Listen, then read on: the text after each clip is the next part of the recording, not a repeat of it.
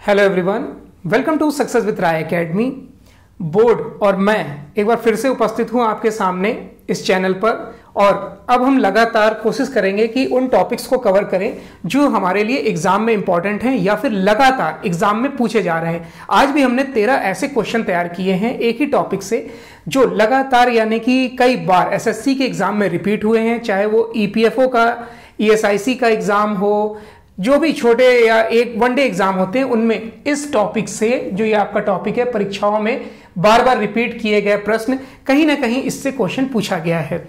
हालांकि कुछ आप कह सकते हैं कि व्यवस्थाएं ऐसी थी जिसकी वजह से बोर्ड और मैं उपस्थित नहीं हो पा रहे थे, लेकिन अब से मैं कोशिश करूंगा कि लगातार आपको पढ़ाया जाए, आपके वो डाउट्स क्लियर किए जाएं जो आपको एग्जाम में प्रॉब्लम करते हैं। उन क्वेश्चन को हम फेस करें जो आपको हेल्प करें, आप उसमें नंबर बना सकें, चाहे वो जीएस हो, रीजनिंग हो या फिर मैथ हो।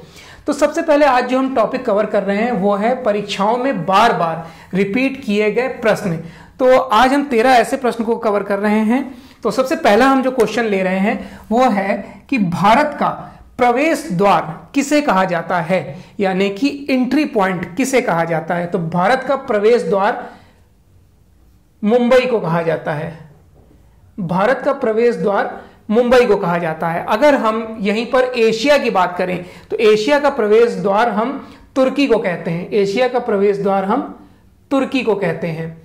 अब जो गेटवे ऑफ इंडिया है, गेटवे ऑफ इंडिया है, इसका जो निर्माण है वो निर्माण कार्य प्रारंभ हुआ था 1911 में। 1911 में इसका निर्माण कार्य शुरू हुआ था और ये बनकर तैयार हुआ था 1924 में।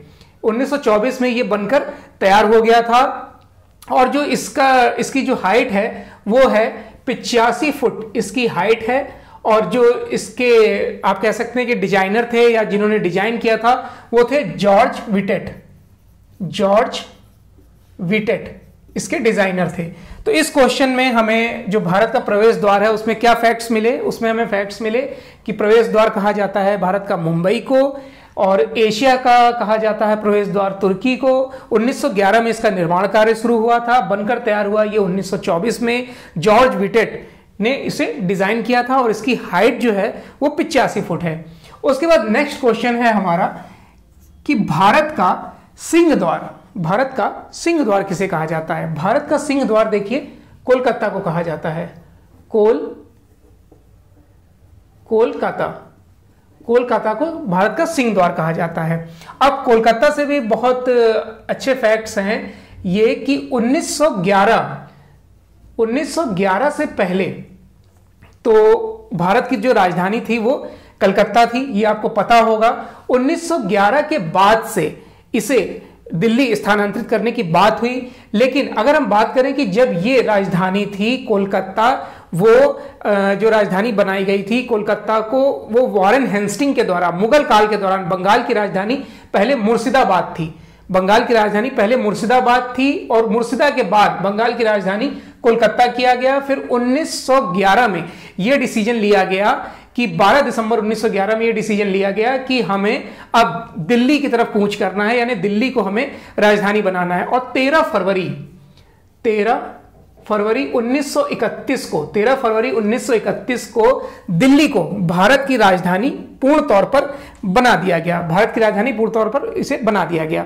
अब अगर हम बात करें तो 1858 जो एक ऐसा वर्ष है, 1858 में एक दिन के लिए इलाहाबाद को भारत की राजधानी बनाया गया था, जो वर्तमान में अब प्रयागराज है। तो यह भी इंपॉर्टेंट क्वेश्चन है कि कौन सा आप कह सकते हैं शहर या राज्य का शहर एक दिन के लिए भारत की राजधानी बनाया गया था। तो आपका आंसर होगा इलाहाबाद, या फिर अगर ऑप्शन में प्रयागराज होगा तो आप उसे टिक करेंगे।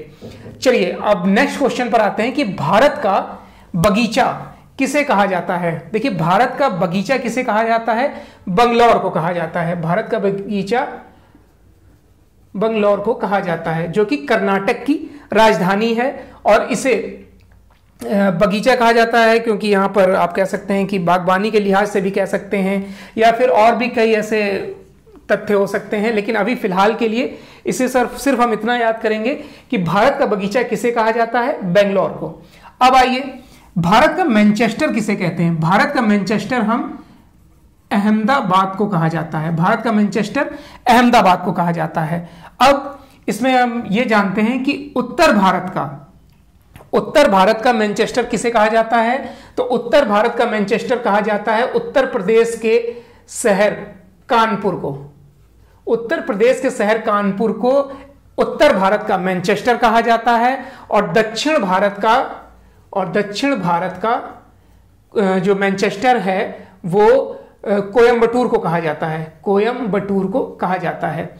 यह भी इंपॉर्टेंट है, इसको आप देख लीजिएगा, याद करिएगा कि उत्तर भारत का मैनचेस्टर कानपुर, दक्षिण भारत का मैनचेस्टर कोयम्बटूर को कहा जाता है, जो तमिलनाडु में है। और अभी हाल ही में आपको पता होगा कि विपिन रावत का भी यहीं पर हेलीकॉप्टर क्रैश हो गया, तो उसकी वजह से उनका निधन भी हो गया। अब अगर हम मैनचेस्टर की बात करें तो मैनचेस्टर देखिए, इंग्लैंड में एक जगह है ग्रेटर मैनचेस्टर, वहां पर कॉटन का मेन काम होता है, इसलिए मतलब इसे मैनचेस्टर सिटी, यानी कि जो कॉटन बहुत वहां पर वृहद तौर पर किया जाता है। और 2007 जब वहां पर जनगणना हुई तो वहां पर जनगणना में 4,58,000 वहां की जनसंख्या आंकी गई, जो पूरी तरीके से व्यापार में लगी हुई है, इसलिए इसे मैनचेस्टर नाम दिया गया और विश्व में भी ये मैनचेस्टर नाम से फेमस है। अब 5th नंबर है हमारा कि झीलों का नगर किसे कहा जाता है?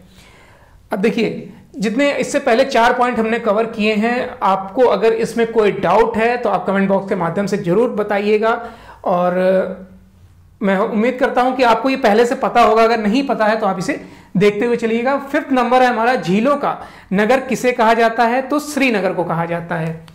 झीलों का नगर कहा जाता है श्रीनगर को झीलों का नगर कहा जाता है। और अगर हम विश्व की बात करें तो विश्व में फिनलैंड को झीलों का नगर कहा जाता है। राजस्थान में उदयपुर को झीलों का नगर कहा जाता है। तो इस क्वेश्चन में हमें 3 पॉइंट मिले याद करने के लिए।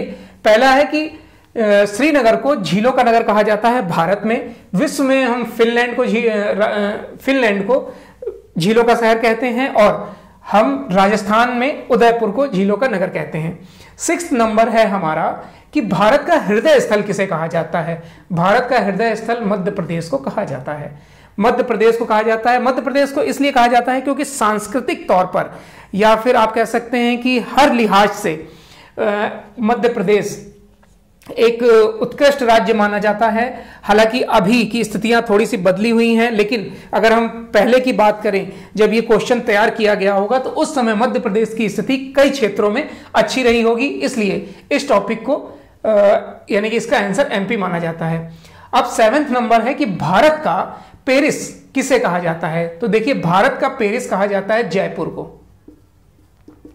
भारत का पेरिस कहा जाता है जयपुर को। अब ये पेरिस किस लिए कहा जाता है? देखिए, ये जो जयपुर है वो 3 तरफ से अरावली पर्वतों से घिरा हुआ है। और अगर हम तत्कालीन उस समय के राजा की बात करें, सवाई मानसिंह उस समय के राजा थे, तो इंग्लैंड की जो महारानी थी एलिजाबेथ और प्रिंस जो थे युवराज अल्बर्ट के स्वागत में इन्होंने पूरे शहर को 1876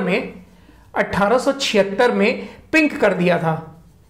तब से ही जयपुर को पिंक सिटी कहा जाता है।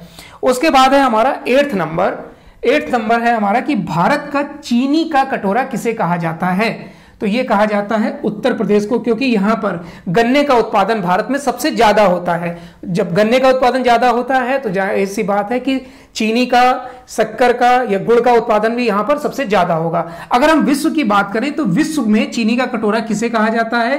तो क्यूबा को कटोरा कहा जाता है। मंदिरों की पुण्य भूमि किसे कहा जाता है? मंदिरों की पुण्य भूमि किसे कहा जाता है? इसका आंसर आपको शायद पता हो, और अगर आपको इसके आंसर पहले से पता हो तो आप कमेंट बॉक्स के माध्यम से ये जरूर बताइएगा कि मुझे इतने क्वेश्चंस के आंसर पहले से ही आते थे। तो मंदिरों की पुण्य भूमि कहा जाता है तमिलनाडु को। उसके बाद 10th नंबर है त्योहारों का नगर किसे कहा जाता है? त्योहारों का नगर कहा जाता है मदुरै मदुरै को त्योहारों का नगर कहा जाता है। धान की डलिया किसे कहा जाता है? धान की डलिया, ये वाला जो क्वेश्चन है वो कई बार एग्जाम में पूछा भी गया है।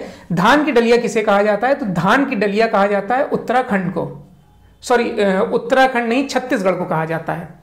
उत्तराखंड नहीं, छत्तीसगढ़ को इसलिए कहा जाता है क्योंकि लगभग यहां पर 43 लाख जो किसान हैं वो धान की खेती करते हैं और 3 लाख आप कह सकते हैं कि हेक्टेयर में इसकी खेती होती है, जो कि एक बड़ा एरिया माना जा सकता है। और यहां पर जो प्रमुख फसल है वो धान भी है, इसलिए इसे डलिया कहा जाता है। फलों की डलिया किसे कहा जाता है? तो फलों की डलिया हम हिमाचल प्रदेश को कहते हैं। हिमाचल प्रदेश को फलों की डलिया कहते हैं। अब 13th नंबर है हमारा, संतरों की राजधानी किसे कहा जाता है? ये कहा जाता है नागपुर को संतरों की राजधानी कहा जाता है। तो ये 13 ऐसे पॉइंट थे जो कहीं ना कहीं एग्जाम में पूछे जाते हैं और आगे भी पूछे जाने की संभावना है। अब देखिए, मैंने इसलिए क्वेश्चन बोले, हो सकता है आपको थोड़ा सा देखने में प्रॉब्लम हो रही हो क्योंकि अभी थोड़ा सा इक्विपमेंट उतने अच्छे नहीं भी हैं, लेकिन मैंने इसलिए क्वेश्चन भी बोला और उसके साथ आंसर भी बोला है कि जो लोग नोट कर रहे हैं, नोट्स की तरीके से बना रहे हैं, वो आसानी से नोट्स बना सकें।